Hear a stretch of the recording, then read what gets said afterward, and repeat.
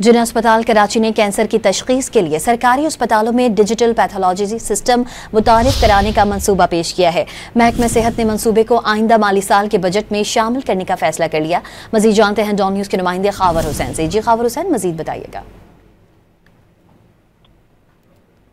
आपको बताएं कि जिना अस्पताल कराची ने कैंसर की तशखीस के लिए सरकारी अस्पतालों में डिजिटल पैथोलॉजी सिस्टम मुतारिफ कराने का मंसूबा पेश किया है। हमारे साथ खावर हुसैन मौजूद हैं। जी खावर, मजीद बताइएगा। कैंसर की मुख्तलिफ बीमारियों की तशखीस के लिए जिना अस्पताल ने सरकारी अस्पतालों में डिजिटल पैथोलॉजी सिस्टम मुतारिफ कराने का फैसला किया है और ये मंसूबा पेश कर दिया गया है, जिस पर महकमा सेहत ने इस मंसूबे को आइंदा माली साल के लिए बजट में शामिल करने का फैसला कर लिया है। कैंसर के मरीजों को फौरी तौर पर शनाख्त के लिए सहूलत फराहम की जाएगी और ताकि उनका बर वक्त इलाज हो सके।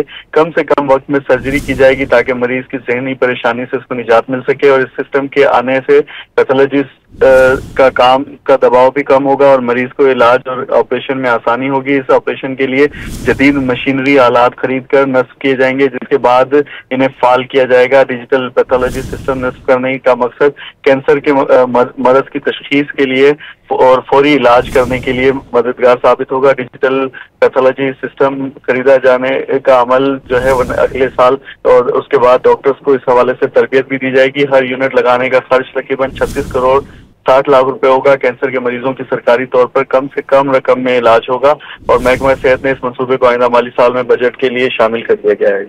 खावर हुसैन अपडेट कर रहे थे, शुक्रिया आपका।